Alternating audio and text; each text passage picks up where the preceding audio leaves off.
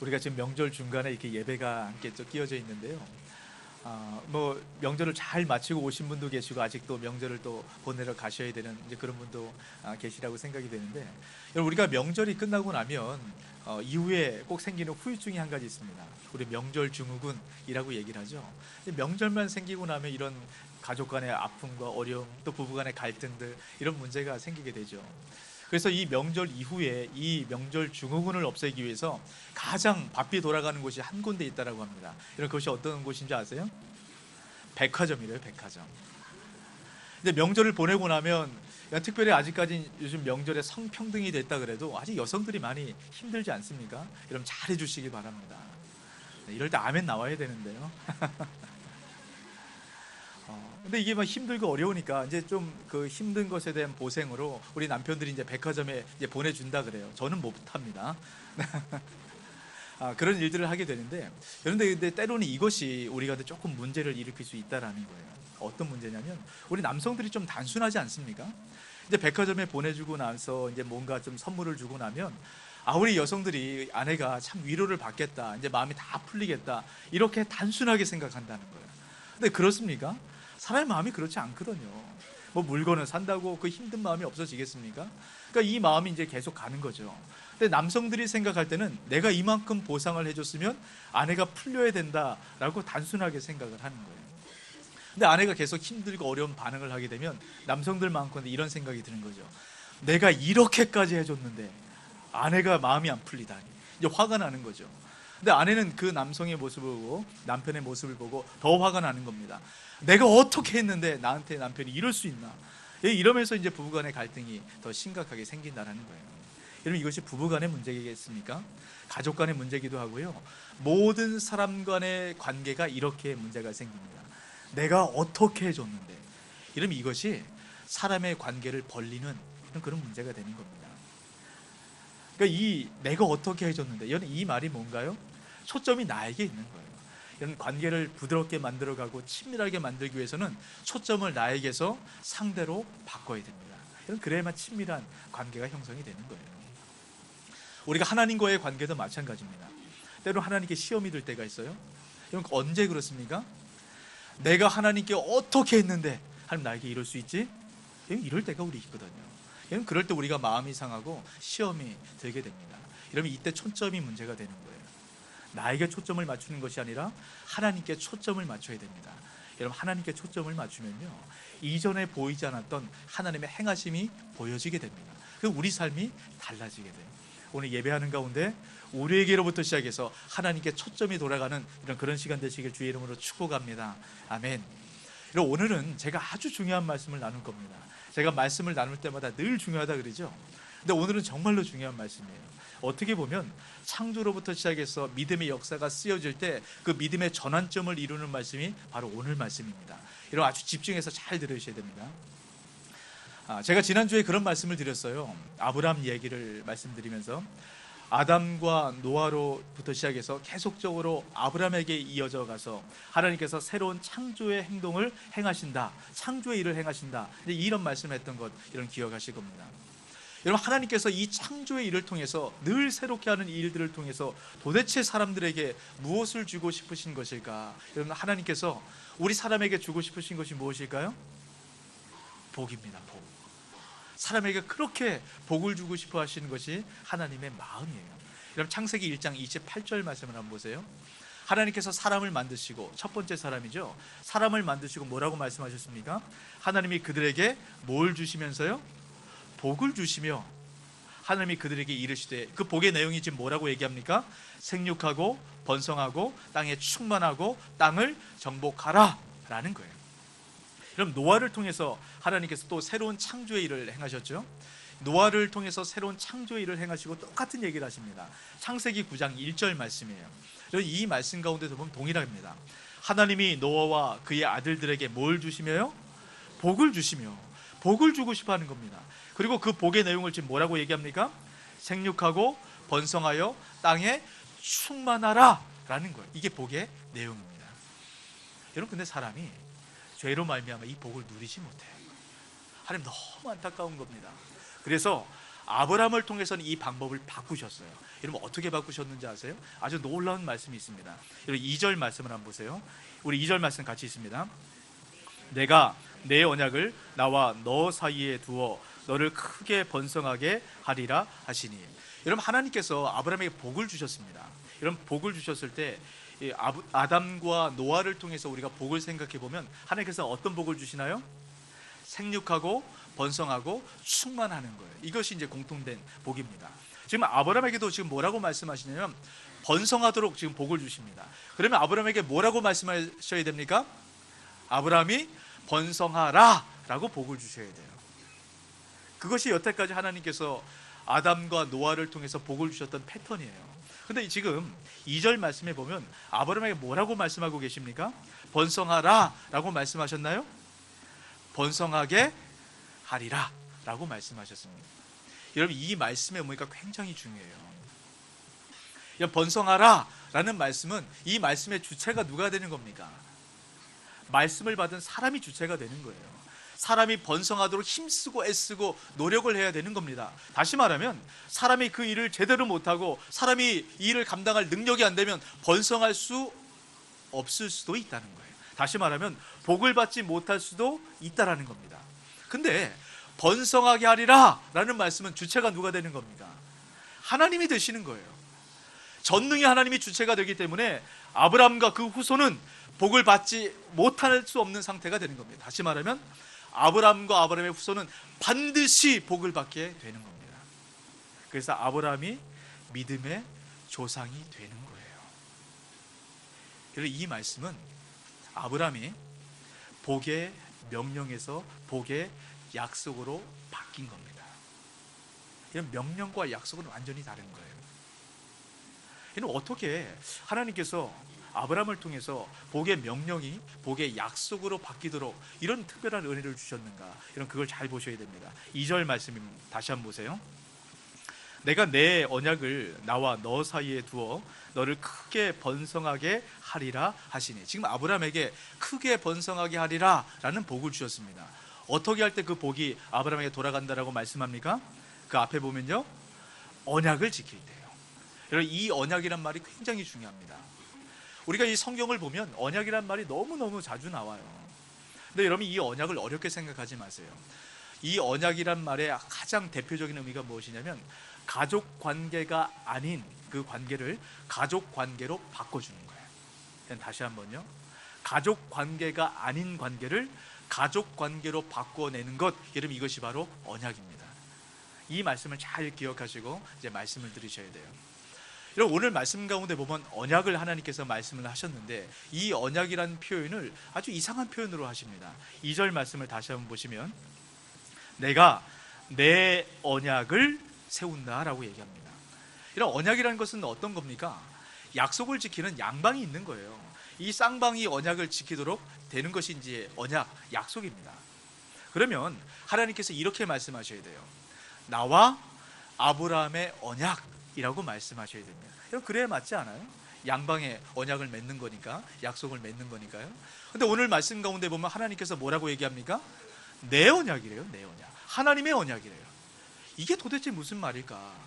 여러분 이 말씀 가운데 아주 중요한 의미가 여러분 담겨져 있습니다. 여러분 이 말씀을 잘 이해하셔야 되는데요, 이 말씀을 이해하기 위해서는 우리가 창세기 15장에 있는 내용을 살펴봐야 됩니다. 여러분 이 내용 잘 아실 거예요. 여러분 머리로 상상하면서 이 내용을 한번 떠올려 보시기 바랍니다. 창세기 15장에 보면 하나님께서 아브라함과 언약식을 하십니다. 그러니까 약속을 체결하는 그런 의식을 하나님께서 행하시는 거예요. 근데 이 약속을 체결하는 의식을 아브라함이 이해할 수 있는 수준으로 하나님께서 낮추십니다. 그러니까 이것이 어떤 것이냐면 당시에 언약을 맺었던 이 방법을 통해서 하나님께서 언약식을 맺으세요. 이런 당시에 어떻게 언약식을 맺게 되냐면 언약을 맺는 이 사람들이 언약의 짐승을 한 마리 갖고 와요. 언약의 증표입니다. 짐승을 갖고 와서 이 살아있는 짐승을 반으로 쪼갭니다. 죽여서 반으로 쪼개는 거예요. 그러면 어떤 일이 벌어질까요? 이 짐승에서 피가 쏟아지는 거예요. 이 피가 쏟아지는 짐승을 양옆으로 이렇게 벌려놓습니다. 그럼 이 안에 피가 흥건하게 되겠죠. 그러면 약속을 맺는 사람들이 이 사이로 지나가요. 함께 지나가면 이 언약이 맺어지는 겁니다. 이 언약의 의미가 뭔가요? 만약에 약속을 지키지 않으면 이 짐승처럼 쪼개져 죽어도 된다는 겁니다. 피의 언약을 이야기를 하는 거예요. 한번 생각해 보세요. 지금 하나님이 아브라함과 이 언약을 맺고 있습니다. 여러분, 이게 이해가 되세요? 하나님이 뭐가 아쉬워서 아브라함과 이런 목숨을 걸고 맹세를 하시냐는 거예요. 여러분, 왜 하나님께서 그러셨을까요? 하나님의 사랑의 마음이 이 언약 가운데 담겨져 있는 겁니다. 여러분, 이 언약 가운데 또 다른 하나님의 이해할 수 없는 사랑이 한 가지 더 담겨져 있어요. 제가 아까 언약이 체결되기 위해서는 언약을 맺는 양 당사자가 이 짐승 사이로 지나가야 된다라고 말씀을 드렸습니다. 이제 창세기 15장에서 나오는 아브라함과 언약을 맺을 때는 아브라함은 이 짐승 사이를 지나가지 않아요. 하나님만 지나갑니다. 여러분, 이것이 의미가 하는 것이 무엇인가요? 이 언약의 모든 책임은 하나님께서 다 지시겠다라는 겁니다. 다시 말하면 여러분, 아브라함이 때로는 언약을 지키지 못할 때가 있어요. 언약의 조건을 충실하지 못할 때가 있습니다. 여러분, 그때에도 하나님께서 그 대가를, 아브라함이 치러야 될 대가를 하나님이 감당하시겠다라는 겁니다. 여러분, 얼마나 놀라운 말씀인지 모릅니다. 여러분, 그러면 아브라함이 지켜야 될 조건이 뭘까요? 하나님은 이 언약을 맺을 때 하나님의 조건은 복을 주시는 것이에요. 생육하고 번성하고 충만한 복, 이걸 주시는 것이 하나님의 조건입니다. 그러면 아브라함과 아브라함의 후손들은 어떤 조건을 지켜야 될까요? 1절 말씀을 한번 보세요. 1절 말씀 같이 한번 읽어볼까요? 아브라함이 99세 때에 여호와께서 아브라함에게 나타나서 그에게 이르시되 나는 전능한 하나님이라 너는 내 앞에서 행하여 완전하라.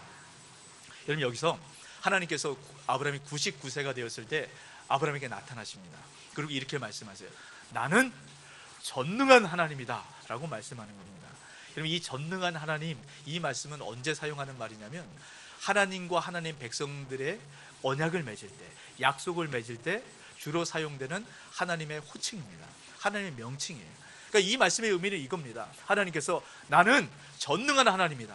이 전능한 하나님이 너와 언약을 맺었고 너와 맺은 언약을 내가 반드시 지키겠다. 이 말씀의 의미가 담겨져 있는 거예요. 이게 하나님의 조건입니다. 언약의 조건이에요. 여러분, 그러면 사람의 조건이 뭘까요? 그 뒤에 말씀을 보세요. 나는 전능의 하나님이라 라고 말씀하고 하나님께서 이렇게 말씀하십니다. 너는 내 앞에서 행하여 완전하라. 이런 완전해지는 것, 여러분, 이것이 아브라함과 아브라함의 후손이 행해야 될 언약의 조건입니다. 이런 완전하다는 것이 뭘까요? 이것은 도덕적으로 깨끗하고 성실하고 아무 흠도 없는 것, 완전한 거룩의 상태, 여러분, 이것이 완전함이라고 말하는 겁니다. 여러분, 아브라함이 완전했습니까? 아브라함이 완전했을까요?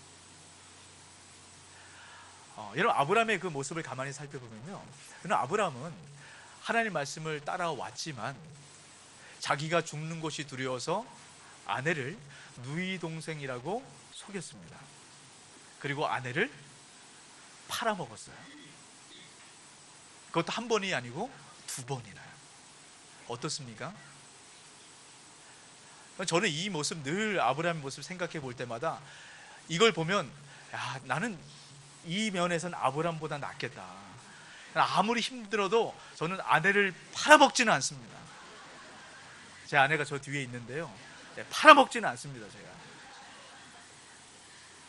그리고 아브라함이 했던 행동이 뭔가요? 하나님께서 약속의 자식을 주실 것이다 라고 약속하셨음에도 불구하고 이건 못 믿었어요.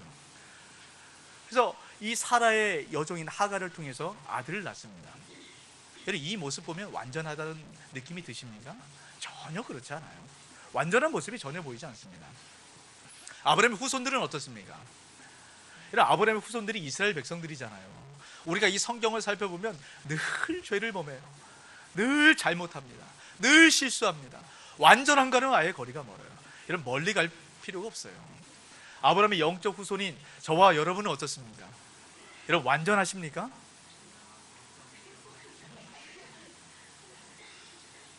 누구도 우리 완전하다고 이야기하지 못해요. 여러분, 혹시 나는 완전하지 않을까 이런 생각이 있는 분이 있으면 여러분, 이 말씀 잘 들어보세요.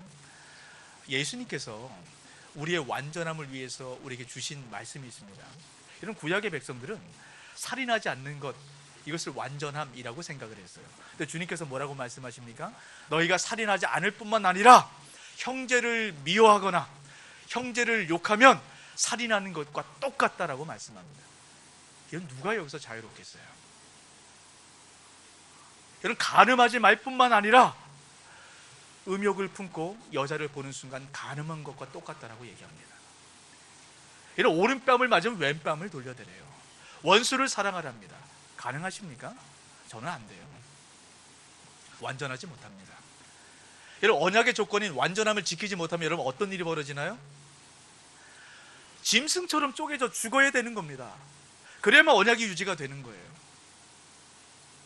근데 하나님께서 이 언약의 책임을 누가 지시겠다라고 말씀하셨습니까? 하나님이 지시겠다고 말씀하셨어요.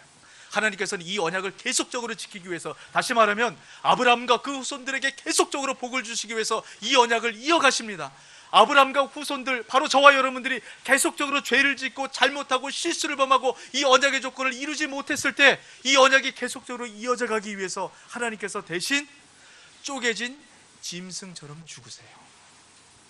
여러분, 이것이 바로 십자가의 사건입니다. 여러분, 왜 하나님께서 이 십자가의 사건을, 왜 하나님께서 직접 그 몸이 찢겨져 죽는 이 일들을 감당하셨습니까? 우리에게 복을 주고 싶으신 거예요. 왜 하나님 그러셨을까? 왜 이해되지 않는 이 사랑을 우리에게 베풀어 주실까? 여러분, 아주 분명한 이유가 있습니다. 여러분, 7절과 8절 말씀 다시 한번 보십시오. 이 말씀을 우리 함께 읽을 때 여러분, 이 말씀 가운데 반복되는 이런 말씀을 한번 살펴보시기 바랍니다. 같이 있습니다. 내가 내 언약을 나와 너 및 내 대대 후손 사이에 세워서 영원한 언약을 삼고 너와 내 후손의 하나님이 되리라. 내가 너와 내 후손에게 내가 거류하는 이 땅 곧 가나안 온 땅을 주어 영원한 기업이 되게 하고 나는 그들의 하나님이 되리라. 여러분, 하나님께서 왜 그러셨을까요? 아브라함과 아브라함 후손에게 하나님이 되고 싶으신 겁니다. 여러분, 제가 처음에 말씀드릴 때 언약의 뜻이 무엇인가 말씀을 드렸어요. 언약이라는 것은 가족관계가 아닌 관계를 가족관계로 바꾸는 것이 언약이라고 말씀을 드렸습니다. 여러분, 이 세상의 어떤 사람도 하나님의 자녀가 될 수 없습니다. 근데 하나님께서 이 언약이라는 걸 통해서 아브라함과 아브라함의 후손을 하나님의 자녀로 만들어 주신 거예요. 그리고 하나님은 아버지가 되신 겁니다. 여러분, 우리가 자녀이기 때문에, 하나님께서 우리 아버지이시기 때문에 여러분, 우리 가운데 이런 언약을 맺고 목숨을 버려가면서까지 하나님께서 복을 주고 싶으신 겁니다. 여러분, 이것이 믿어지기 시작할 때 우리가 이 땅 가운데 삶을 살아가면서 경험하는 많은 문제들로부터 우리가 자유할 수 있습니다. 여러분, 하나님께서 목숨을 버려가면서까지 우리를 구원하셨다는 것, 이런 믿으시길 주 이름으로 축복합니다. 여러분, 우리는 하나님의 자녀예요. 하나님은 우리의 아버지십니다. 여러분, 이것을 믿으시 바라요. 이게 믿어지면 우리가 지금 걱정하고 있는 많은 것들이 아무것도 아닌 게 되는 거예요. 근데 문제가 뭡니까? 이게 믿어지지 않는 거예요. 어떻게 해야 되겠습니까? 근데 너무 우리가 감사하고 위로가 되는 것은 무엇이냐면, 여러분, 아브라함조차도 이게 믿어지지 않았어요. 제가 조금 전에 창세기 15장 말씀을 나누면서 이 언약식, 하나님께서 아브라함과 맺은 언약식에 대한 말씀을 드렸습니다. 창세기 17장 말씀은 이 언약식에 대한 제 보증을 하나님께서 말씀을 하시는 거예요. 그런데 이 말씀 사이에 16장 말씀이 있습니다. 이 16장 말씀 가운데 아브라함이 어떤 일을 행하는지 여러분 보셔야 돼요. 여러분, 아브라함은 사레의 여종 하갈을 통해서 이스마엘이라는 아들을 낳게 됩니다. 여러분, 이 아들은 약속의 아들이 아니에요. 아브라함이 낳아서는 안 되는 아들입니다. 근데 아브라함이 낳았어요. 여러분, 왜 그랬을까요? 이유가 있어요. 16장 말씀 가운데 보면 이때가 아브라함이 가나안 땅에 거주한 지 10년이 지났을 때라고 얘기합니다. 여러분, 지금 아브라함이 10년을 기다린 겁니다. 하나님의 말씀을 믿고요, 10년 동안 기다린 거예요. 여러분, 10년은 짧은 시간이 아니에요. 아브라함 나름대로 최선을 다해서 기다렸습니다. 근데 10년이 지나도 아무 소식이 없는 거예요. 여러분 이때 아브라함의 나이가 85세예요. 그리고 사라의 나이는 75세입니다. 여러분 당시에 이 평균 수명으로 계산해 봤을 때 아마 이 85세라는 나이는 어떻게 보면 자녀를 가질 수 있는 아마 마지노선이 될 겁니다. 이 나이가 지나면 절대로 아이를 낳지 못할 것이다. 이 사람의 기준에서 그렇게 생각을 한 거예요. 이런 끝이 되었다. 이 마지막이다. 더 방법이 없다. 여러분 이렇게 되었을 때 우리 사람의 정상적인 판단이 마비가 됩니다. 지금 아브라함이 이 끝이 되었다. 이 불안함과 두려움과 이 조급함, 여러분 이것 때문에요. 정상적인 판단을 못하는 거예요. 하나님께서 말씀하신 그 언약을 한순간에 잊어버린 겁니다.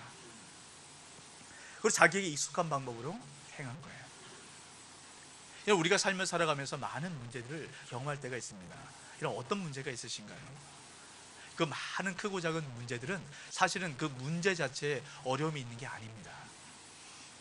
우리가 하나님과의 관계가 틀어지기 시작할 때 이런 문제가 되는 거예요.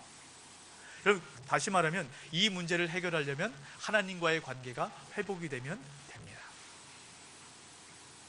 그러면 하나님과의 관계가 회복됐다고 우리 삶 가운데 아무 문제가 없는가? 아니에요. 여전히 문제가 있습니다. 하지만 하나님과의 관계가 회복이 되면, 하나님께서 우리 아버지임이 믿어지게 되면, 우리가 하나님 자녀됨의 특권을 우리가 경험하게 되면 문제를 이겨나갈 수 있는 힘이 우리에게 주어지게 됩니다. 여러분 우리가 하나님과의 이 관계를 어떻게 맺어지고 있는가 우리가 돌아보기 위해서는 지금 우리 삶 가운데 어떤 문제를 경험하고 있는가 이런 돌아보면 됩니다. 그럼 다시 한번 하나님께서 우리 아버지 되심을 여러분 믿으시길 바라요. 하나님께서 우리 아버지 되심 믿어지면 우리 삶 가운데 있는 모든 문제들, 다시 말하면 하나님과의 그 관계, 목숨을 걸고 우리를 지키시고 우리에게 복을 주시겠다는 이 하나님 말씀, 이 언약이 기억되는 순간 이런 우리가 모든 문제로부터 이겨나갈 수 있는 힘이 주어지게 됩니다. 그래서 우리가 언약을 기억해야 돼요. 이런 기억이라는 것은 이 관계를 특별하게 만들고 친밀하게 만드는 아주 중요한 요소가 이 안에 담겨져 있습니다. 여러분 아내를 모자로 착각한 남자라는 책이 있어요. 얼마 전에 이 방송을 통해서도 이제 책이 소개가 돼서 많은 분들이 이 책을 이제 읽어보셨다라고 얘기를 하는데요. 이 책은 어떤 책이냐면 한 신경정신과 의사가 자기 임상에 있었던, 그러니까 정신적인 질환을 앓고 있는 이제 사람들에 대해서 그 이야기를 실질적으로 쓴 겁니다. 근데 여러분 제목이 아내를 모자로 착각한 남자, 이런 정신적인 문제를 갖고 있는 사람에 대한 이야기예요. 이 의사에게 와서 어느 날 진료를 받고 나가면서 이 아내를 모자로 착각해서 머리에 이렇게 쓰려고 하는 겁니다. 그런 사람에 대한 이야기를 책으로 써낸 거예요. 저는 이 책을 보면서 참 마음에 와닿는 한 구절이 있었습니다만 잘 들어보세요. 기억을 조금이라도 잃어버려 봐야만 우리의 삶을 구성하고 있는 것이 기억이라는 사실을 알 수 있다. 기억이 없는 인생은 인생이라고조차 할 수도 없다는 것을, 우리의 통일성과 이성과 감정, 심지어는 우리의 행동까지도 기억이 있기 때문에 존재한다는 것을, 기억이 없다면 우리는 아무것도 아니다. 이런 기억이라는 것이 사람의 관계를 만들어내고 이 존재를 형성한다는 겁니다. 그러면서 어떤 얘기를 하냐면 이 단기 기억 상실증 환자에 대한 이야기를 해요. 근데 이 사람은 새로운 기억이 들어오면 그 순간 다 잊어버리는 겁니다. 그러니까 아주 오래된 기억만 남고요, 새로 어떤 기억, 정보가 들어오면 그 순간은 기억했다가 돌아서면 다 잊어버리는 거예요. 하루만 지나면. 그러니까 여러분 이 사람에게서는 만나는 모든 사람들이 다 새로운 거예요. 경험하는 모든 게 다 새로운 겁니다. 그럼 맨날 만났던 사람도요, 그 사람이 봤을 때는 처음 만나는 사람인 거예요.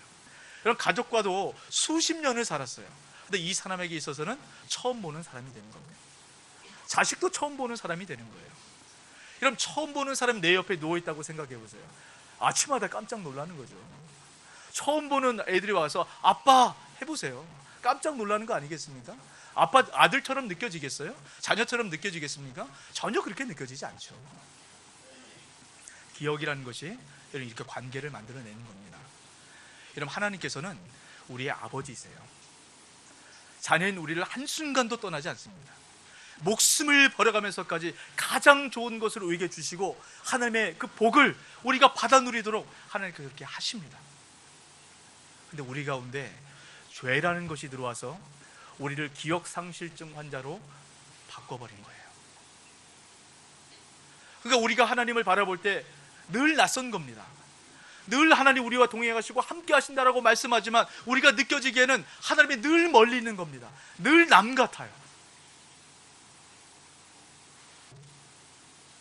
우리가 하나님을 기억하기 시작할 때 우리 가운데 믿음이 생깁니다. 이는 하나님께서 이것이 너무나도 안타까우셨어요.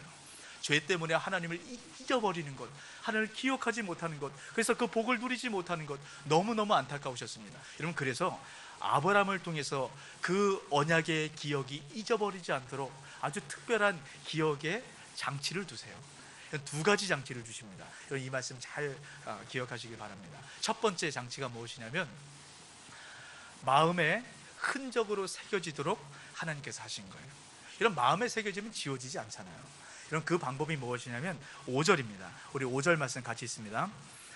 이제 후로는 내 이름을 아브람이라 하지 아니하고 아브라함이라 하리니 이는 내가 너를 여러 민족의 아버지가 되게 함이니라.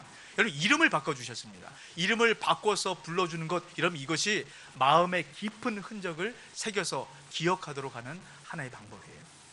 여러분, 지금 아브라함의 이름을 바꿨습니다. 아브람이란 뜻은 뭐냐면 지극히 높은 아버지란 뜻입니다. 아브라함은요, 많은 무리의 아버지예요. 근데 여러분, 이 아브라함 이름이 웃긴 이름이에요. 한번 생각해 보세요. 많은 무리의 아버지래요. 지금 이때 아브라함의 아들이 누굽니까? 이스마엘 하나 있어요. 그것도 약속의 아들이 아닙니다. 하나님께서 말씀하신 아들이 아니에요. 근데 아브라함에게 불려지는 이름이 뭔가요? 아브라함 부를 때마다 많은 무리의 아버지여 이렇게 부르게 되는 겁니다. 이런, 왜 이렇게 이름을 부를까요? 이름을 부른다는 것은 새로운 관계의 시작을 의미합니다. 여러분, 이름은 그 사람의 존재를 형성하고 만들어주는 것, 여러분, 이것을 이름을 불러준다라 그 뜻에 담겨져 있는 뜻이에요. 여러분, 우리가 어떤 대상을 그렇게 부르기 시작할 때 그 존재는 그렇게 됩니다. 여러분, 아프리카에서 온 암소 9마리라는 책이 있어요. 이 책은 참 재밌는 책인데요, 어떤 한 선교사, 의료 선교사에 대한 이야기가 이 책에 담겨져 있습니다. 어떤 의료 선교사가 아프리카 마을에 의료 선교를 하러 가셨어요. 선교를 해서 가서 보니까 이 마을에는 결혼에 독특한 풍습이 있는 겁니다. 결혼을 할 때 남성이 결혼할 그 아내, 여성의 집으로 가서 소를 끌고 가는 거예요. 근데 이 소를 끌고 갈 때 그 여성의 가치에 따라서 소가 숫자가 달라져요. 그러니까 보통 여인이다 싶으면 소 1마리만 끌고 가면 됩니다. 조금 괜찮다 싶으면 소 2마리를 끌고 가요. 정말로 괜찮다 싶으면 소 3마리를 끌고 갑니다. 이런, 이 마을 역사상 소 3마리를 받은 여인은 딱 2사람밖에 없었다는 거예요. 근데 어느 날 추장의 아들이 결혼할 나이가 돼서 이제 결혼을 하러 갑니다. 이제 소를 끌고 가야죠. 근데 사람들이 나와서 보니까 소를 무려 9마리나 끌고 가는 거예요. 그러니까 사람들이 깜짝 놀란 거죠. 아주 최고의 배우자 이 3마리라고 말씀드렸잖아요. 그러니까 3명을 얻을 수 있는, 여러분, 그런 가치의 소를 끌고 가는 겁니다. 사람들이 놀랐죠. 야, 도대체 어떤 여자길래 추장의 아들이 저렇게 소를 9마리나 끌고 가냐. 사람들이 다 따라왔습니다. 사람들이 예상해 보는 거예요. 야, 아마 이 여인의 집으로 들어갈 거야. 근데 다 지나치는 거예요. 그리고 이 추장의 아이들이 도착한 곳은 어떤 곳이냐면 아주 가난한 노인이 살고 있는 집입니다. 근데 그 집 안에 손녀딸 하나가 있는데 아주 삐쩍 마르고 아주 보기 흉한, 아무 보잘것없는, 이제 그 여인에게 이 소 9마리를 주는 겁니다. 사람들이 놀랐어요. 이게 도대체 뭐냐. 저 여인이라면 소 안 줘도 괜찮은 그런 여인인데 소를 9마리나 주다니. 야, 저 여인이 추장의 아들이 되면, 추장의 아내가 되면 우리 마을을 다스려야 되는데 저 삐쩍 말란 여인이, 곧 죽을 것 같은 저 여인이 될까? 사람들이 불안했어요. 이 의료 선교사가 이 마을을 떠났습니다. 그리고 한참 뒤에 다시 이 마을로 돌아가게 돼요. 근데 이 추장의 아들이 이제 추장이 된 거예요. 근데 추장 옆에 아주 아립답고 우아하고 사람들을 잘 보듬어주는 그런 여인이 서 있는 겁니다. 이 선교사가 살짝 걱정이 됐어요. 야, 내가 알던 예전에 그 여인이 아닌데 이 추장이 이 전에 있던 그 여인을 떠나보내고 새로 재혼을 했는가 보다, 이 생각 때문에 추장한테 가서 조용히 물어봅니다. 저 여인이 도대체 누구냐고.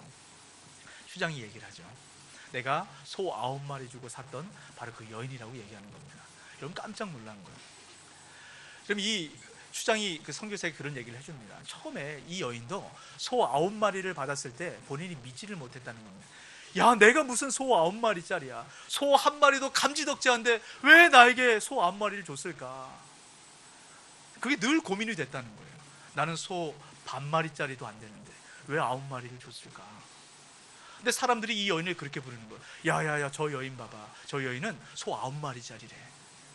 늘 소 9마리짜리로 이 여자를 불러주는 겁니다. 그러니까 어느 날 이 여인 마음 가운데 그런 생각이 드는 거예요. 야, 나는 소 9마리짜리인가? 내가 진짜로 소 9마리짜리 가치가 되는 그런 사람인가? 이게 믿어지기 시작하는 겁니다.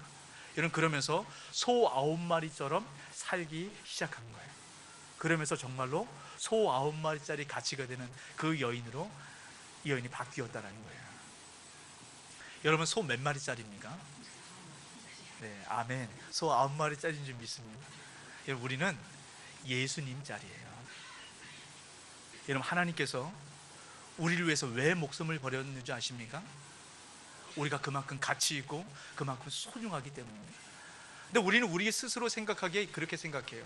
나는 소 반마리짜리도 안 돼. 주님께서 우리를 소 9마리짜리라고 말씀하셨고 9마리를 주셨어요.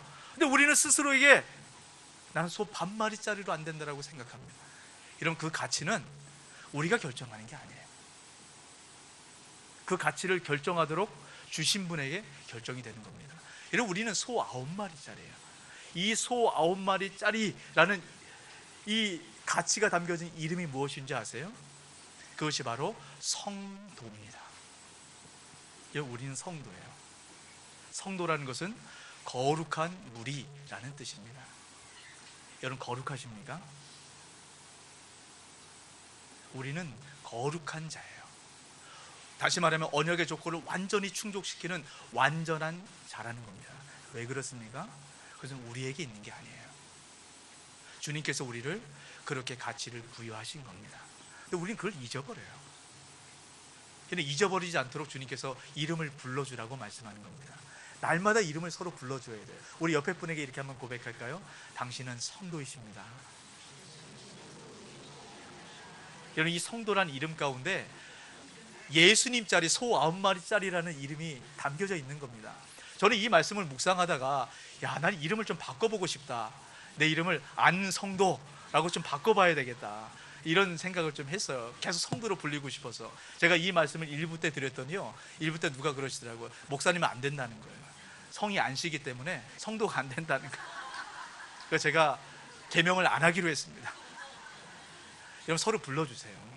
서로 우리가 어떤 가치가 있고 어떤 존재인가, 여러분 서로 잊어버리지 않도록 여러분 서로 불러주시길 바랍니다. 여러분, 그럴 때 우리가 소 9마리짜리 가치가 있는 여러분 그런 성도의 삶을 살아가게 되는 것입니다.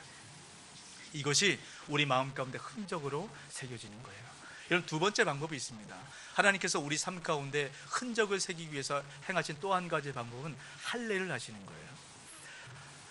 여러분, 할례가 도대체 뭘까? 여러분, 오늘 말씀 우리가 읽지는 않았지만 9절부터 11절 말씀을 읽어볼 테니까 잘 한번 들어보십시오.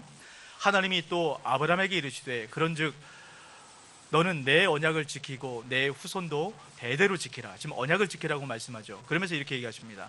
너희 중 남자는 다 할례를 받으라. 이것이 나와 너희와 너희 후손 사이에 지킬 내 언약이니라. 너희는 포피를 베어라. 이것이 나와 너희 사이의 언약의 표징이니라. 여러분, 지금 하나님께서 내 언약이라고 말씀하시면서 이 언약의 표징으로 할례를 말씀합니다. 여러분, 할례가 어떤 뜻입니까? 할례는 남성 생식기 이 표피 끝을 자르는 것, 여러분 이것을 할례라고 이야기를 합니다. 이런 당시에 이 지방 안에 다 할례가 일반적으로 행해졌던 이런 그런 풍습이 있었다라고 얘기해요. 여러분, 하나님께서는 아브라함이 알만한 것으로 아브라함에게 언약의 표징을 만들어 주시는 겁니다.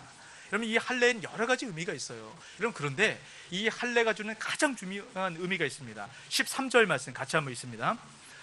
너희 집에서 난 자든지 너희 돈으로 산 자든지 할례를 받아야 하리니 이에 내 언약이 너희 살에 있어 영원한 언약이 되려니와. 지금 할례를 지금 뭐라고 얘기하냐면 언약을 살에 새기는 것, 몸에 새기는 것, 여러분 이것을 할례라고 얘기하는 겁니다. 여러분 할례에 여러 가지 의미가 있지만 가장 중요한 것은 하나님의 언약을 잊어버리지 않도록 우리 몸에 새기는 것, 이러면 이것이 할례라는 거예요. 하나님의 언약을 몸에 새기는 것, 여러분 이것이 얼마나 중요한지 모릅니다. 그럼 제가 아까 그 기억을 잊어버린 기억 상실증 환자에 대한 얘기를 제가 잠깐 말씀을 드렸잖아요. 여러분 새로운 기억을 기억하지 못하는 이 기억 상실증 환자도요, 아주 오래전에 몸으로 익혔던 것은 기억한다는데요. 그럼 한번 생각해 보세요. 여러분 어렸을 때 자전거를 배웠던 사람이 한 20년, 30년이 지나서 성인이 됐습니다. 자전거를 다시 탔을 때 자전거를 탈 수 있을까요? 못할까요? 탈 수 있어요. 어렸을 때 몸으로 배우는 것은 잊어버리지 않습니다. 그래서 이 과학자들이 실험을 한번 해봤어요.